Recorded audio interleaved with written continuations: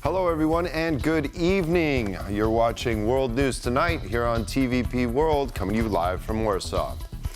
Ukrainian President Volodymyr Zelenskyy says he believes the war with Russia is closer to the end. What is his plan to achieve peace in this case? We'll have more on that in just a moment, but first up, let's take a look at tonight's headlines. Heavy clashes between Israel and Hezbollah as Lebanon reels from its deadliest day since 2006.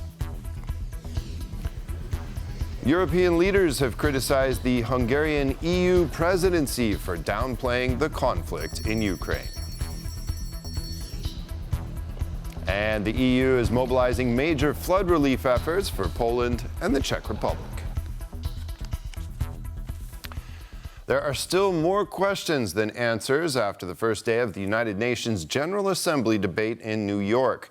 Many world leaders called for peace in their speeches regarding both Ukraine and Gaza, but we're still waiting on details on exactly how to achieve it. Now, the most anticipated plan for victory, which could lead to peace, has been brought by Ukrainian President Volodymyr Zelenskyy, who has so far refused to publicly share the details. We cannot look away. US President Joe Biden reiterated the need to not give up on Ukraine at the start of the UN debate. The world now has another choice to make. Will we sustain our support to help Ukraine win this war and preserve its freedom, or walk away and let aggression be renewed and a nation be destroyed? I know my answer. We cannot grow weary. Other than the speeches, it's the meetings on the sidelines of the General Assembly which bear a lot of significance. Ukrainian President Volodymyr Zelenskyy intends to present his victory plan to President Biden on Thursday. According to the Ukrainian leader, peace is closer than ever. We are now preparing for the second peace summit, moving forward with our partners step by step according to the peace formula. And we are working on food security, energy security, and holding Russia accountable for its terror. Zelenskyy's most desired goal is the green light to use US long-range weapons to strike targets in Russia. But according to analysts like Stefan Korczak, senior defense correspondent at Kyiv Post, this won't happen before the results of the US presidential election in early November. I think that the Zelenskyy administration views this as a step in a process, and that they do not have the goal to come back with major, firm, long-term commitments.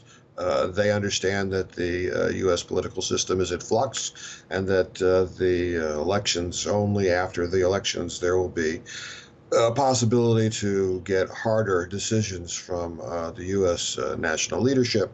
While the debates were taking place in New York on Tuesday, the Ukrainian and Polish parliaments held a joint session in Warsaw, where they discussed further military and economic cooperation. During the session, Polish MPs offered to deliver between 5 to 8% of Ukraine's energy in the upcoming months. According to the deputy speaker of the Ukrainian parliament, such help is invaluable ahead of the upcoming winter. More than 80% of our energy infrastructure has been destroyed by the Russians, so such concrete help is incredibly important for us. We are very grateful to the Polish side for this offer.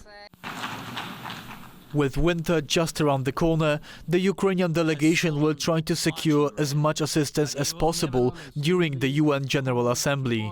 President Volodymyr Zelenskyy will deliver his second speech at the UNGA on Wednesday, hoping to convince more nations to provide their support. And now we go to the Middle East, where a major war could be imminent as the fighting between Israel and Hezbollah has intensified to its highest point in years. The Israeli Air Force launched more than 1,500 airstrikes against the group on Monday. These attacks have claimed more than 500 lives so far, including 2 workers of the UN Refugee Agency. Hundreds of explosions rang out today throughout southern Lebanon, where the majority of Hezbollah forces and weapons are concentrated. Tens of thousands of Lebanese are evacuating north in an effort to escape the bombardment, which has claimed many lives already. Up until this moment, the Ministry of Health has recorded 558 martyrs, amongst them 50 children and 94 women. And this contradicts all the lies that the Israeli enemy has said that they target militants. The majority of those who have fallen due to the attacks yesterday are residents who were in their homes. Hezbollah is also launching missiles at Israel. These have been causing limited damage, as most of them are intercepted. The last few days of Hezbollah's barrage have not caused a single death in Israel. Notably, Hezbollah launched only about 100 missiles on Monday, while its stockpiles are estimated to be in the tens of thousands. Hezbollah's purpose at the moment is to show that despite of our attacks, he has plenty. He has more than enough. He can keep on shooting as long as it needs. While the war is escalating in the north, fighting is continuing in Gaza, where Israel is considering a new approach. The so-called general's plan would see civilians ordered to leave northern Gaza, with the area being subsequently closed off entirely.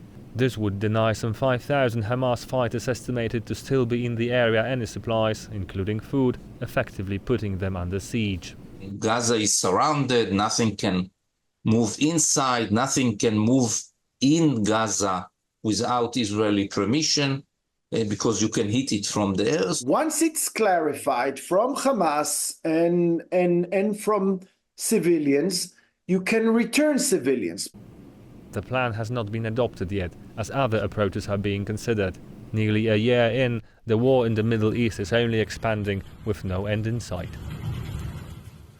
Now we move across the Atlantic to the U.S. presidential elections, where Donald Trump is mobilizing his supporters and trying to gain votes in the key swing state of Pennsylvania.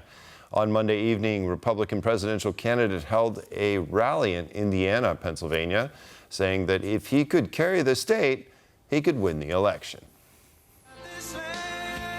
The 90-minute speech touched upon issues that the attendees of Trump's rallies know well, including what he perceives as Democrat incompetence, inflation or migration. If Kamala Harris wins this election, she will flood Pennsylvania cities and towns with illegal migrants from all over the world, and Pennsylvania will never be the same. However, apart from addressing his usual electorate, Trump also reached out to women.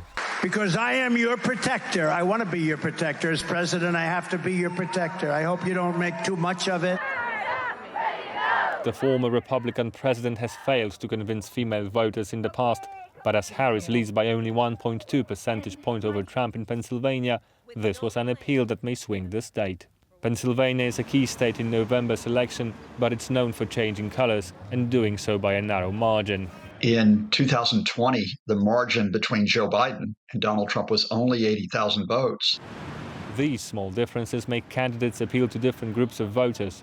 Earlier in September, Pennsylvania saw a clash over the votes of 700,000 Polish Americans who lived there. Most eyes are on the United Nations General Assembly and the presence of several European commissioners in New York, including Ursula von der Leyen.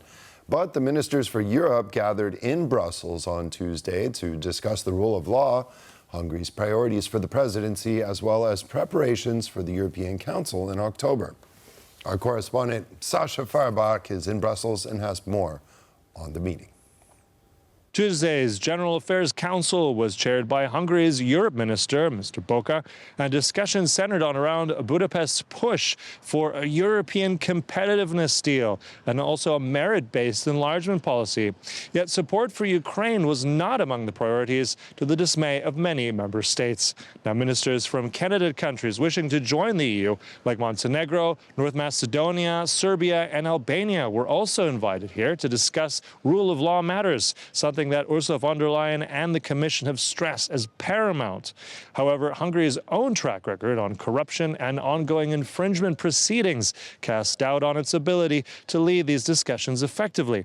When asked, the Commissioner for Justice, Didier Reynders, reiterated the Commission's concerns over Hungary's credibility in such critical talks and what may be next. We have started a procedure about such a sovereignty law, and what we have said, that we will initiate an infringement proceedings, and you know that it was introduced, in fact, in February. Then we have sent a reasoned opinion to Hungary in May, and now we have received at the end of July the reaction of the Hungarian authorities. And so it's true that we are currently assessing the situation and analyzing the response, but you know the concerns that we have, and we will not hesitate to go further if it's needed on the basis of our analysis. But I don't want to say what will be the decision before the decision, but we analyze it now, and you know what are our concerns about such a kind of law.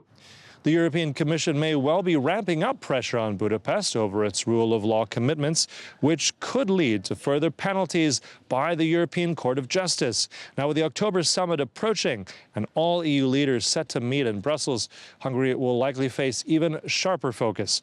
Now, as rule of law remains a cornerstone of EU values, the heat is on, and Hungary can expect heightened scrutiny and accountability in the months to come. This is Sasha Farbach reporting from Brussels for TVP World. The Labour Party's first election win in 15 years was predicted to spell a time of increased popularity for new British Prime Minister Keir Starmer. However, after a number of missteps, the leader of the Labour Party is suffering major losses in popularity opinion polls. Our UK correspondent Claudia Czerwinska has more. This week, the representatives of the Labour Party are meeting in Liverpool for their annual conference. The congregation, including Prime Minister Keir Starmer, seems to be in good spirits. Welcome back to Liverpool. Welcome to conference, our biggest conference ever, and the first one in 15 years with Labour in government. And change has started. And today we're going to set out, and over the next coming days, how we're fixing the foundations and rebuilding our country. So enjoy conference. Very, very good to be here. And yet, the Labour Party is suffering PR losses. A precipitous fall is what the British media calls Keir Starmer's fall from grace in the wake of recent opinion poll results being published. According to ratings, Starmer's approval has plunged below that of Tory leader and former Prime Minister Rishi Sunak. Since July, Starmer's ratings suffered a 45-point drop. Why is this drop so sharp? It is due to a recent discovery of Keir Starmer accepting gifts worth more than £107,000, including clothing and event tickets. Other members of the cabinet, like Sue Gray, were found to have received major salary increases, which made the situation's perception even worse. When asked, the members of the Labour Party did not see anything inappropriate in the Prime Minister accepting gifts. Daft things like glasses, stuff like that. It's crazy. Personally, I don't see a problem. The subject of the gifts came to light only days after the new government announced winter fuel cuts, which will see 10 million pensioners in England and Wales lose around £200 to £300. They're not doing enough, and we can see that by their prepping the public for the next budget, saying it's going to be painful. Needless to say, the new Prime Minister is not very popular with voters now, which is not a good sign after only 3 months in office and assurances that Labour's rule will bring change. From London for TVP World, I'm Claudia Czerwinska. Communities along Poland's Oder River remain on high alert as the flood wave or surge continues to make its way along the river network. Meanwhile, authorities in Poland and the Czech Republic have started to assess the damage inflicted by the recent floods.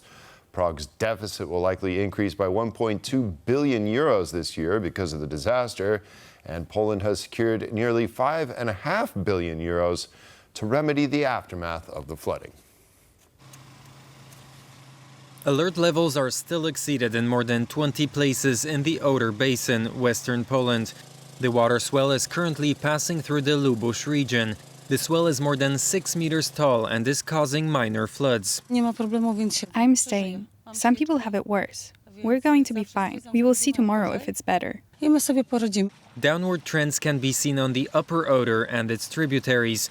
This has allowed the authorities to start summing up the damage caused by the flood. We're still gathering all relevant data on how many domiciles have actually been flooded. Right now the number is around 20,000. Some of that is apartments, some of it is houses, but the overwhelming majority needs comprehensive renovation and repair. Other buildings will have to be taken down. The damage is simply too severe.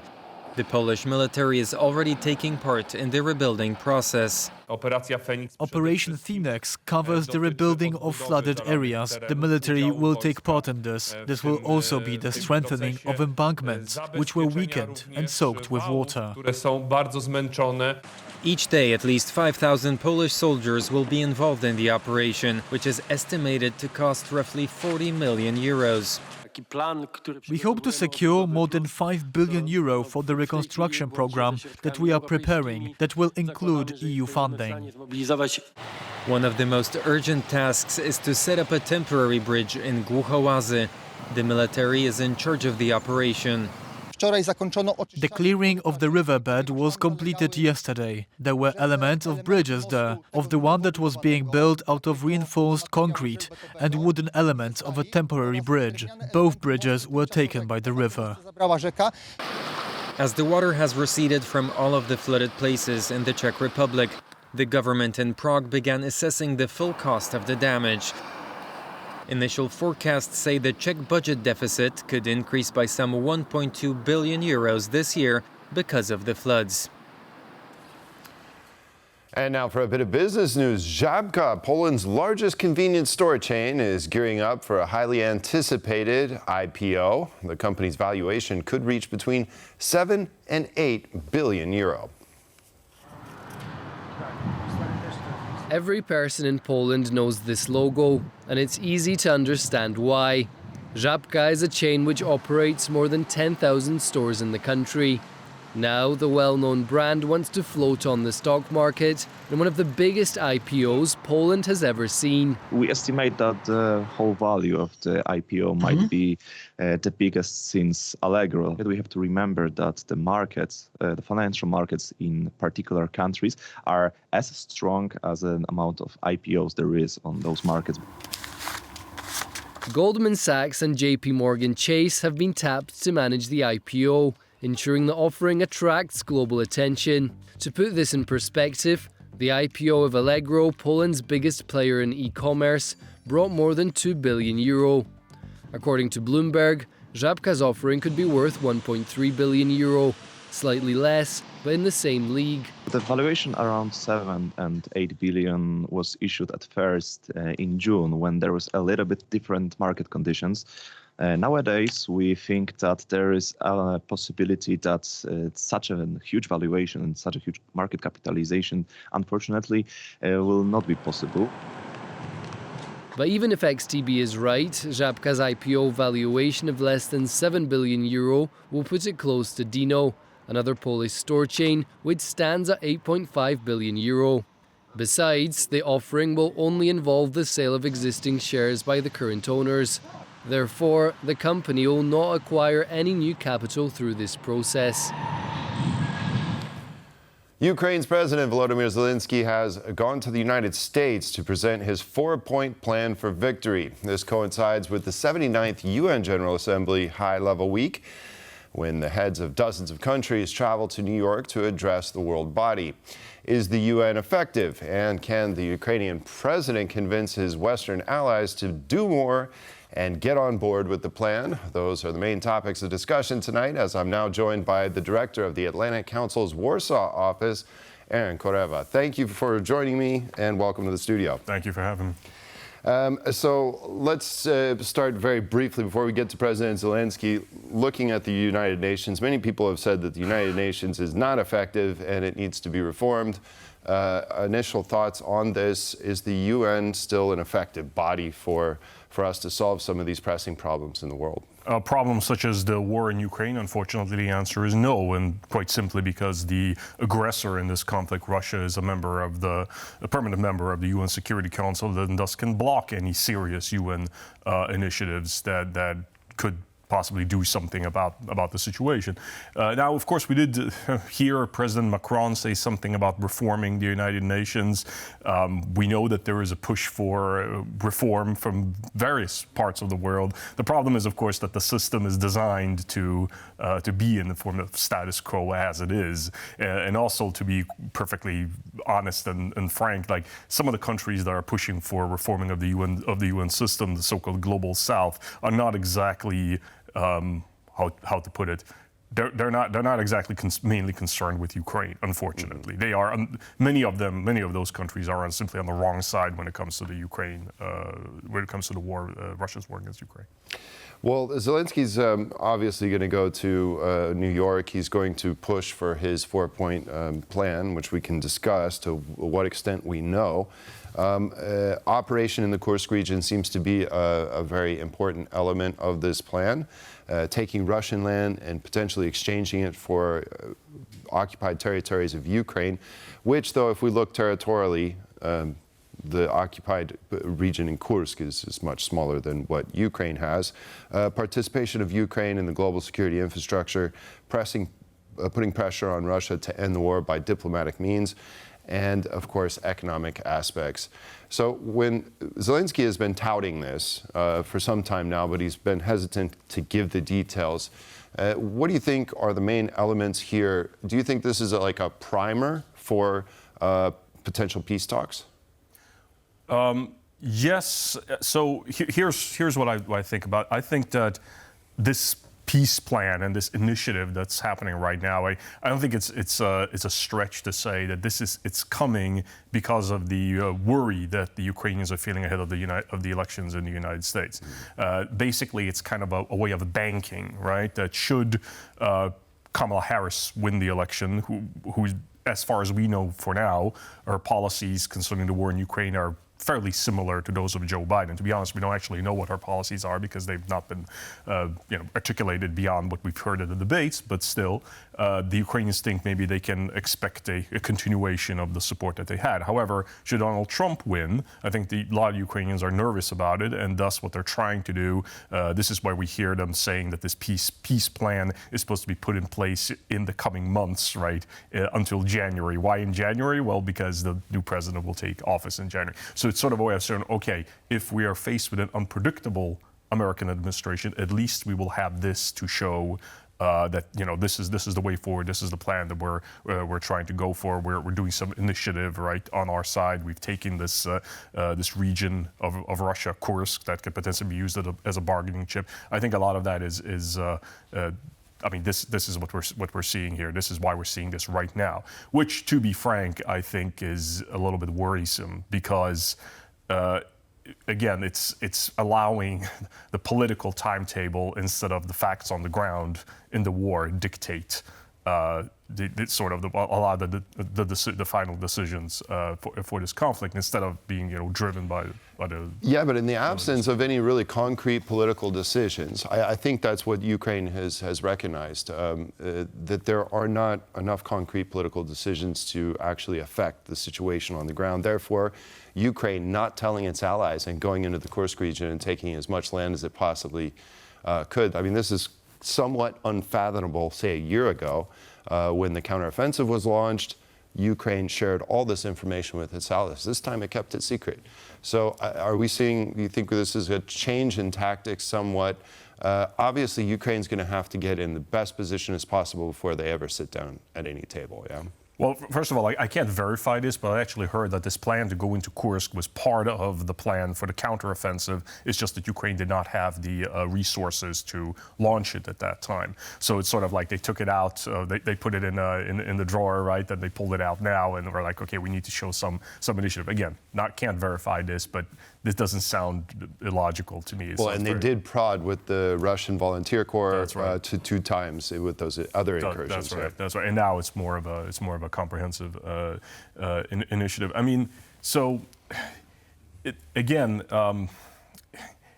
The problematic part is the worrying from Ukraine in terms of the reaction from the allies, right? The lack of sharing of information. I think you're probably right that it's simply established facts on the ground and don't allow some of Ukraine's allies, meaning Western countries, to kind of set up any blocks or. But at the same time, it's not necessarily like an attempt to quote unquote trick or undermine each side. Is probably, I mean, I'm sure that on some level, discussions between the Ukrainians and the Western allies, there are agreements such as, look, you don't have to tell us everything, right? Like we don't need everything to be put down on paper and settled in every single discussion, because that just drags everything out. Right, and for operational security, it can definitely be advantageous for Ukraine.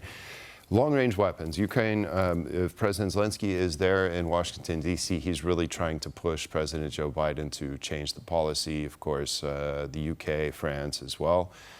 Nobody's jumping on board, still very reluctant to allow Ukraine to do this. Is this a matter to be settled after the U.S. elections, do you think? Is this a decision that President Biden doesn't want to make before November 5th? I think President Biden is hesitant to do anything that's going to rock the boat too much in the domestic American political discourse. I think the Biden administration is sort of timid as to how Trump is going to react to any kind of initiatives regarding the war in Ukraine. And therefore, they don't publicly go out with any detailed plans of again, like what Ukraine is doing, not doing. It's very important to notice that it's one thing what we see, what's being said in front of the cameras, right? And then behind the scenes, something else might very well be going on. Take, for instance, some of the ammunition depots that have been exploding in Russia. I mean, those are way beyond any range of the weapons that the West has actually supplied to Ukraine. So, and again, this is by and large a good thing.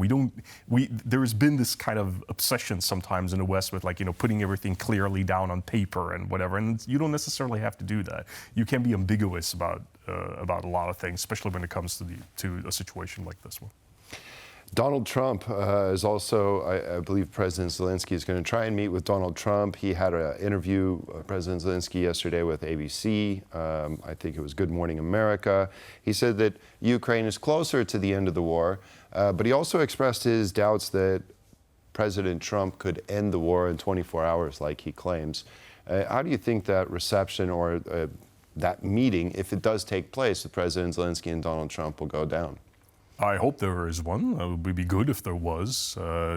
Ukraine should try to the best of its abilities not to become a political hot potato. I mean, unfortunately, to a certain extent, it already is. But that is more a fault of Americans, I would say, rather than anything the Ukrainians did or did not do. It's just the political situation that we have in our country right now in the United States, where because if one side says this, the other side says something else. And ironically, the two sides might not necessarily disagree on the importance of winning the war and defeating Russia. They just don't want the other side to get the credit. Yeah, so you think it's political rhetoric at this point? Yes, yeah. I think so. I mean, look, I don't know. Like, let's be frank, right? When Donald Trump says, I'm going to end the war in 24 hours before he even becomes president, yeah, there's a way of doing that. It's called losing, right? That's what that is. You can lose the war in 24 hours. You can just give up, and thus the war is ended. However, that's not peace. We're going to have a bigger problem with Russia in that kind of situation, not a smaller one. So if Donald Trump wants to be vague and, again, ambiguous about his exact plans in public, fine. If that is worked out behind closed doors, and again, I'm sure there's a lot of stuff happening behind closed doors, then okay, some of the rhetoric that's come out of Trump, I find that troublesome, and I think that, unfortunately, this is why we see, let's say, from the Ukrainian side, more political involvement in tactical and operational decisions on the battlefield, which typically does not bode well for military outcomes, let's put it that way. Ukraine has also said after this trip in New York for the UNGA that they will, they're trying to organize the second Switzerland Peace Summit with the Russians at the table before the U.S. elections come November 5th. So that's probably going to happen sometime in October. You think the Russians would potentially entertain at least such a notion to sit down at the table? And no. because why would they? I mean, they don't really benefit from that.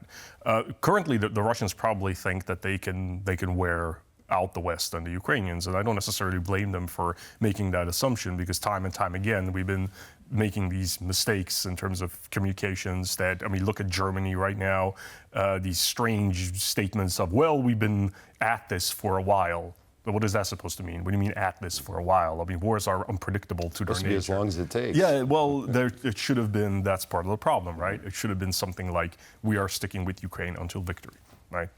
That's the way it should have been. There have been mistakes in terms of communications made by the West from start to finish here. And that has unfortunately made the Russians believe that they can wear us out with just continuing doing what they're doing. And on the other hand, that's unfortunate. I mean, for the Russians, that's really the only card they have to play. These massive attacks showing somehow that they don't care about the losses and gradually just pushing the line forward. However, of course, that's very much a perception that the Russians are trying to create. They cannot continue with this forever.